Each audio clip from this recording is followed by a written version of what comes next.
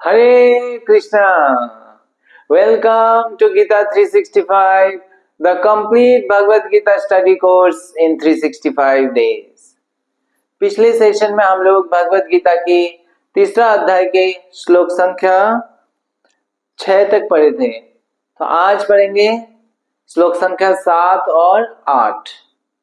तो पिछले सेशन में हम लोगों ने देखा कि भगवान कृष्ण अर्जुन को कह रहे थे कि आत्मा की क्या स्वभाव है। क्या आत्मा जो है हमेशा क्रियाशील रहता है, वो निष्क्रिय कभी नहीं हो सकता है, क्योंकि यह आत्मा का स्वभाव है। और इसलिए इस शरीर में हो या मुक्त अवस्था में हो, आत्मा हमेशा क्रियाशील ही रहेगा। लेकिन जो अगर कोई जो है शुद्ध होने से पहले ही अगर सारे कर्मों को त्याग देता है तो क्या होता है, उसका हृदय जो है हृदय में बहुत ही इच्छाएं रहती हैं। तो बाहरी दृष्टि से वो हो सकता है जो है संन्यास ले भी ले, लेकिन उसका अंदर अगर वो शुद्ध नहीं हुआ और वो कोई कार्य नहीं कर रहा तो क्या होगा, वो विषय वस्तु के चिंतन करेगा और विषय वस्तु भोग करने का चिंतन करेगा, गलत विचार उसके मन में आएगा। और वो उस व्यक्ति को क्या कहा है भगवान ने, उनको कहा है मिथ्याचार। वो अपने आप को धोखा देता है। और तो ऐसे भगवान कह रहे थे कि वो मिथ्याचार है। तो आगे भगवान क्या बताते हैं, चलिए देखते हैं आज के श्लोक में। आइए पढ़ते हैं श्लोक संख्या 7। यस्तेन्द्रियाणि मनसा नियम्यारभते अर्जुन कर्मेन्द्रियाणि कर्मयोगा असक्तः स विशिष्यते। अनुवाद। दूसरी ओर यदि कोई निष्ठावान व्यक्ति अपने मन के द्वारा कर्मेंद्रियों को वश में करने का प्रयत्न करता है और बिना किसी आसक्ति के कर्मयोग कृष्ण भावनामृत में प्रारंभ करता है तो वे अति उत्कृष्ट है। तो अगर कोई व्यक्ति आपसे पूछे कि सड़क में झाड़ू देने वाला व्यक्ति वो श्रेष्ठ है या एक साधु श्रेष्ठ है, दोनों में से कौन श्रेष्ठ है, तो आप क्या उत्तर देंगे? इसका उत्तर आज हमें इस श्लोक में पता चलेगा। तो इस श्लोक में भगवान क्या कह रहे हैं कि ऐसे व्यक्ति से, कैसे व्यक्ति से, जो पिछले श्लोक में भगवान ने वर्णन किया, जो मिथ्याचार व्यक्ति है, जो बाहरी दृष्टि से कर्मों को त्याग दिया लेकिन हृदय से क्या है, वो भौतिक विषय वस्तु के चिंतन कर रहा है, भोग करने का चिंतन कर रहा है। ऐसे व्यक्ति जो मिथ्याचार व्यक्ति है, ऐसे व्यक्ति से वो निष्ठावान व्यक्ति जो है, जो अपनी इंद्रियों को वश में करने का प्रयास करता है और अपने कार्यों को सच्चे से जो है करके भगवान को अर्पण करने का प्रयास कर रहा है, कर्मयोग में प्रयास कर रहा है, कर्मयोग में प्रगति करने का प्रयास कर रहा है। तो ऐसा व्यक्ति जो निष्ठावान अपने कार्यों को सही से कर रहा है, वो व्यक्ति ज्यादा श्रेष्ठ है। और तात्पर्य में श्रील प्रभुपाद उसको स्पष्ट करके लिखते हैं कि एक सड़क में झाड़ू देने वाला व्यक्ति भी जो ईमानदारी से अपना कार्य को करता है और वो जो है भगवान को अपना फल को अर्पण करता है और इसके द्वारा अपना आध्यात्मिक जीवन में प्रगति करने का प्रयास करता है, ऐसा व्यक्ति, वो जो पाखंडी धूर्त व्यक्ति जो सन्यास के वेश में धारण किया हुआ है और कर्मों को, सारे कर्मों को त्याग दिया और केवल अपनी जीवन निर्वाह करने के लिए वो एक तरह से इस जो है ज्ञान का वो प्रदर्शन करता है और इस तरह से लोगों को दिखाता है कि मैंने सब कर्म सब कुछ से त्याग दिया और जो है वो अपना जीविका निर्वाह करने के लिए ऐसे सन्यास का वेश धारण किया हुआ होता है, लेकिन अंदर से वो क्या है, जो है इंद्रिय भोग के विषय में चिंतन करता है और समय मिलने पे वो करता भी है। तो ऐसा व्यक्ति से ज्यादा श्रेष्ठ क्या है, जो सच्चा झाड़ू देने वाला व्यक्ति है। लेकिन इसमें एक महत्वपूर्ण बात यह है यहाँ पे कि भगवान कह रहे हैं कि सच्चा होना चाहिए, ईमानदार होना चाहिए वो व्यक्ति। इसका मतलब ये नहीं है कि कोई भी जो है झाड़ू देने वाला स्वीपर जो है और कोई भी साधु से बढ़कर है, ऐसा नहीं है। इस चीज को ऐसे ना समझे हम। यहाँ पे महत्वपूर्ण बात क्या है, ये कि वो जो कोई भी हो, जो अपनी जो ऑक्यूपेशन है, अपनी कार्य है, अपनी ड्यूटी है, उस ड्यूटी को सही से कर रहा है और उसको करते हुए वो भगवान को अपना फल को अर्पण कर रहा है और कर्म योग में या आध्यात्मिक पथ में वो प्रगति कर रहा है, धीरे धीरे प्रगति कर रहा है। ऐसा व्यक्ति श्रेष्ठ है वैसे व्यक्ति से जो एकदम उन्नत व्यक्ति होने का ढंग कर रहा है, छल कर रहा है ऐसे। तो यहाँ पे जो है श्रील प्रभुपाद तात्पर्य में पूरा अच्छा से समझाते हैं कि वो बताते हैं वर्णाश्रम धर्म के बारे में बताते हैं कि वर्णाश्रम धर्म में क्या है, 4 वर्ण है कि ब्राह्मण। तो ब्राह्मण का कार्य क्या है, ब्राह्मण का कार्य है वो जो है वेद का अध्ययन करना, भगवान के बारे में ज्ञान अर्जन करना और उस ज्ञान को दूसरे को देना, पूरा संसार में देना। क्योंकि ज्यादातर लोग क्या है, अज्ञानता में है और अज्ञानता में होके वो अपने जीवन को जो है केवल शरीर के लिए जीता है, तो वो भूल जाता है जीवन का लक्ष्य। तो ब्राह्मण का कार्य है कि वो लोगों के पास जाए और लोगों को इस ज्ञान देके जीवन के असली उद्देश्य को पूरा करने में सहायता करे। तो ब्राह्मण का जो है ये कार्य, और जो साधु सन्यासी वो सब इसमें जो है गिना जाता है। दूसरा क्या है, क्षत्रिय। क्षत्रिय का कार्य क्या है, वो रक्षा करता है, प्रजा की रक्षा करता है और जो है ब्राह्मणों का जो है देखभाल करता है, उसको दान देता है। और वैश्य का क्या है, वैश्य का कार्य है कृषि, कृषि है, गो रक्षा है, वाणिज्य है। इस प्रकार से वैश्य का कार्य है। और शूद्र, शूद्र क्या है, ये तीनों जो वर्ण है उस तीनों वर्णों को असिस्ट करने वाले हैं, सहायता करने वाले हैं। तो ऐसे 4 वर्ण जो है इस समाज में वैदिक सभ्यता में है। और उसी प्रकार 4 आश्रम है, ब्रह्मचारी, गृहस्थ, वानप्रस्थ और सन्यास। तो सन्यास आश्रम जो है वो सबसे ऊंचा आश्रम है। तो इसमें सबका अलग अलग कार्य है, अलग अलग ड्यूटी है। तो जैसे ब्राह्मण का ड्यूटी अगर ब्राह्मण सही से करे तो ब्राह्मण जनरली क्या है, वो अपना शरीर को पालन करने के लिए कोई पेशा नहीं करता, अलग से धन उपार्जन नहीं करता। क्योंकि अगर वो धन उपार्जन में लगेगा, अपनी उस कार्य में लगेगा, तो फिर वो दूसरे को ये ज्ञान कैसे देगा, उसके पास उस चीज के लिए और समय नहीं रहेगा। तो ब्राह्मणों का यही कार्य है कि जो है ब्राह्मण वैष्णव जो भगवान की शुद्ध भक्त है, उनका यही कार्य है, वो पूरा अपना जीवन को एक तरह से भगवान की सेवा में और दूसरे को भगवान के बारे में ज्ञान देने में पूरा तरह से अर्पण कर देता है। और उनके जो देखभाल है वो कौन करता है, बाकी वर्ण उसको करता है।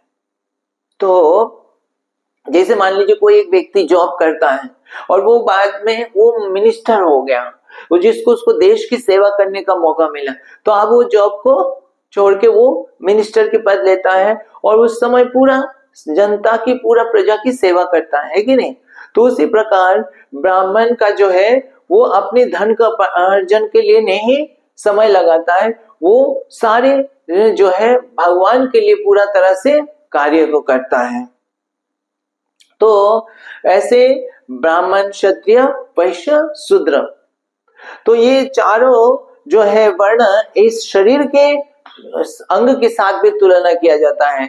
जैसे ब्राह्मण को जो है सर के साथ तुलना किया जाता है, क्षत्रिय को जो है हाथों के साथ, भुजाओं के साथ, और वैश्य को पेट के साथ, और शूद्र को पांव के साथ। अब अगर प्रश्न करें आपसे कि कौन श्रेष्ठ है ये चार वर्ण में से, तो शरीर का सारे अंग जो है क्या है, इंपॉर्टेंट है। उसी तरह ये चारों वर्ण समाज में इंपॉर्टेंट है, पर फिर भी अगर कौन सबसे ज्यादा इंपॉर्टेंट है अगर देखा जाए तो बताया जाएगा कि सर, क्योंकि अगर सर नहीं है शरीर कैसे चलेगा। अदरवाइज सारे ही महत्वपूर्ण हैं, सारे ही शरीर के लिए महत्वपूर्ण, और सारे का कार्य क्या है, सारे अंग का कार्य क्या है, शरीर को कोऑपरेट करके शरीर को सही से चलाना। तो उसी प्रकार चारों वर्ण का ये अपना अपना कार्य है कि वो एक दूसरे को कोऑपरेट करके वो इस तरह से कोऑपरेट करे ताकि जीवन का असली लक्ष्य जो है, जो भगवत प्राप्ति है, जन्म मृत्यु से मुक्त होना, वो हो सके। तो इसीलिए ब्राह्मण जो है वो उस सबको वो ज्ञान देता है, क्षत्रिय सबका सुरक्षा देखता है, और जो है वैश्य उस वाणिज्य और सबके लिए कृषि फूड का उत्पादन देखता है, और शूद्र सबको वो करता है, सेवा करता है। तो इस तरह से अगर बोले तो श्रेष्ठ जो है सबका ही अपना अपना महत्व है। तो ब्राह्मण का जो है वो विशेष स्थिति है, क्योंकि भगवान जो है ऐसे व्यक्ति से भगवान ज्यादा जो है भगवान के प्रिय होते हैं, जो भगवान के कार्यों को वो पूरा तरह से जो है भगवान के लिए अपने जीवन को अर्पण किया हुआ होता है। तो जैसे मान लीजिए अगर उसके बिना लोगों के जो असली उद्देश्य है वो जो है भूल जाते हैं लोग। तो जब परीक्षित महाराज वो राजा थे, लेकिन उनको जब जीवन में क्या आया कि उनको पता चला कि उनके जीवन में केवल 7 दिन बचा हुआ है, तो परीक्षित महाराज सोच रहे थे अब क्या करें। उनको जो है उसके मार्गदर्शन चाहिए कि अभी कैसे वो जीवन को सफल बना सकते हैं। वो सबसे पूछ रहे थे कि मुझे कोई बताए कि जीवन के जो मृत्यु के निकट है उनका क्या ड्यूटी है, लेकिन उस समय कोई उनको नहीं बता पा रहा था। तो उस समय कौन आया उनके पास, सुखदेव गोस्वामी आए। तो सुखदेव गोस्वामी ऐसे चलते चलते आए, क्योंकि वो जो है भगवान के भक्त हैं और वो इसी कार्य में लगे हैं। वो इसी तरह से लोगों के पास जाते हैं और लोगों को उद्धार करते हैं। तो सुखदेव गोस्वामी वहां पे आए और 7 दिन तक परीक्षित महाराज को भागवत कथा सुनाए। तो वो ऐसे साधु भगवान की सबसे प्रिय है, क्योंकि वो सबको भगवान के बारे में ज्ञान देते हैं और उसके लिए वो अपना कई सारी चीजें सेक्रीफाइस किए होते हैं। तो इसीलिए ऐसे सच्चा भक्त जो है भगवान की प्रिय है। तो अब उस प्रश्न का क्या उत्तर है आपका कि एक स्वीपर श्रेष्ठ है या एक साधु? तो सबसे पहले तो आप उनसे पूछेंगे कैसा स्वीपर और कैसे साधु। तो पहले तो वो अगर सच्चा स्वीपर हो या सच्चा झाड़ू देने वाला व्यक्ति हो, सच्चा हो, और वो भगवान के जो भी कार्य कर रहे हो भगवान के को अर्पण कर रहे हैं, ऐसा हो तो वो श्रेष्ठ है। लेकिन कैसे साधु से श्रेष्ठ है? जो साधु मिथ्याचारी साधु है ऐसे साधु से श्रेष्ठ है। लेकिन अगर साधु सच्चा साधु हो तो क्या है, वो उसके अपनी ग्लोरी से, अपनी महानता है, भगवान की प्रिय है। तो ऐसे साधु जो है और जो है सबका अपना अपना रेस्पेक्ट है, अपने अपनी जगह पे सब श्रेष्ठ हो सकते हैं। और प्रभुपाद यही तात्पर्य में कह रहे हैं, कोई किसी भी ऑक्यूपेशन में है, वो एक वैश्य भी एक क्षत्रिय भी, उसको जो है अपना ड्यूटी को त्याग करने की आवश्यकता नहीं है। वहां पे रह के वो कृष्ण भक्ति का अभ्यास कर सकता है और भगवान की प्रिय बन सकते हैं, शुद्ध भक्त बन के भगवान की धाम में जा सकते हैं। वो अगर अपने कार्य को सही से करके और भगवान के लिए कार्य करे, भगवान को अर्पण करे, उस कार्य के फल उस तरह से वो शुद्ध होके भगवान की धाम में जा सकते हैं। ठीक है, तो आइए पढ़ते हैं अगली श्लोक, श्लोक संख्या 8। नियतं कुरु कर्म त्वं कर्म जयहि अकर्मणा शरीर यात्रापि च ते न प्रसिद्धत अकर्मणा। अनुवाद, अपना नियत कर्म करो, क्योंकि कर्म ना करने की अपेक्षा कर्म करना श्रेष्ठ है। कर्म के बिना तो शरीर निर्वाह भी नहीं हो सकता। तो इस श्लोक में भगवान और एक बात बता रहे हैं, महत्वपूर्ण बात बता रहे हैं कि अगर कोई बिना मैच्योरिटी के, बिना शुद्ध होके कर्म को त्याग देगा तो उसके क्या प्रॉब्लम हो सकता है। कि भगवान क्या कह रहे हैं, जो शरीर के धारण करना, इस शरीर की रक्षा करने के लिए भी कर्म करना पड़ता है। बिना कर्म शरीर कैसे चलेगा, भोजन चाहिए, उसके लिए कर्म करना पड़ेगा, है कि नहीं। तो शरीर को धारण करने के लिए भी कर्म की आवश्यकता है। इसीलिए भगवान अर्जुन को कह रहे हैं कि अर्जुन अगर युद्ध नहीं करेंगे, अगर राज्य को प्राप्त नहीं करेंगे, अगर वो जो है अपना प्रजा की रक्षा नहीं करेंगे, तो उनके अपने शरीर के कैसे रक्षा करेंगे। वो बैठे बैठे तो शरीर को नहीं रक्षा हो सकता है, उनके अपने शरीर के लिए उनको कर्म हर किसी को करना पड़ता है। तो बिना कर्म करने से उसको क्या होना पड़ेगा, किसी और के ऊपर डिपेंड होना पड़ेगा। और यही तात्पर्य प्रभुपाद कहते हैं, कई लोग जो है अपना कर्म नहीं करना चाहते हैं और इसीलिए वो क्या करते हैं, कर्म को त्याग देते हैं और दूसरे का ऊपर क्या हो जाते हैं, बोझ हो जाते हैं, दूसरे के लिए बोझ हो जाते हैं। लेकिन तो प्रभुपाद कह रहे हैं बिना शुद्ध होके अगर ऐसे कर्म त्याग करता है, तो इसीलिए भगवान अर्जुन को कह रहे हैं कि अगर वो युद्ध को त्याग देंगे तो वो अपना कैसे शरीर निर्वाह करेंगे। तो उसके लिए अर्जुन के लिए बेहतर है कि वो उस युद्ध को करे, अपना कार्य को करे, कर्म को करे और फिर राज्य को, अगर उनको राज्य प्राप्त होता है तो राज्य का रक्षा करे, प्रजा की रक्षा करे, वो अपने कर्म को करे और भगवान को अर्पण करे, भगवान की प्रसन्नता के लिए उस कार्य को करे। अब प्रश्न आता है कि तात्पर्य में जैसे प्रभुपाद लिखते हैं, शुद्ध होने से पहले अगर कोई बिना शुद्ध होके इस कर्म को त्याग करता है तो वो बोझ बन जाता है। तो प्रश्न ये आता है, तो क्या शुद्ध होके कोई कर्म को त्याग कर सकता है। तो अगर कोई शुद्ध हो जाता है तो उसके हृदय में क्या रहता है, केवल कृष्ण प्रेम रहता है। और कोई एक कर्म को त्याग करके क्या करेगा, वो दूसरे कर्म को करेगा। और वो कर्म कौन सा, उन्नत कर्म, भगवान के लिए कर्म, पूर्ण तरह से वो भगवान के समर्पित हो जाएगा। अगर कोई शुद्ध है, पूर्ण तरह से शुद्ध है, तो वो पूर्ण तरह से भगवान के लिए कार्य करेगा, वो अपने शरीर के लिए कोई कार्य नहीं करेगा। तो ऐसे भक्त बहुत दुर्लभ है जो पूरा तरह से कृष्ण भावना भावित है, जिनके हृदय में कृष्ण के प्रति प्रेम है और वो अपने जीवन का एक एक मुहूर्त, एक एक समय जो है वो भगवान की सेवा में लगाना चाहते हैं, वो और कोई कार्य नहीं करना चाहते हैं। ऐसी स्थिति में वो कर्म को त्याग कर सकता है, जो अपना ड्यूटीज को त्याग कर सकता है, तथा कथित जो शरीर के लिए कार्य है, क्योंकि उनको भगवान के लिए दिव्य कार्य करना है, लेकिन कार्य उनको करते रहना पड़ेगा और वो अपने मन में हमेशा क्या रहेगा, कृष्ण के प्रति चिंतन करते रहेंगे। तो ऐसे जो डिवोटीज हैं वो कर्म को त्याग करके पूर्ण तरह से भगवान की सेवा में लग सकते हैं।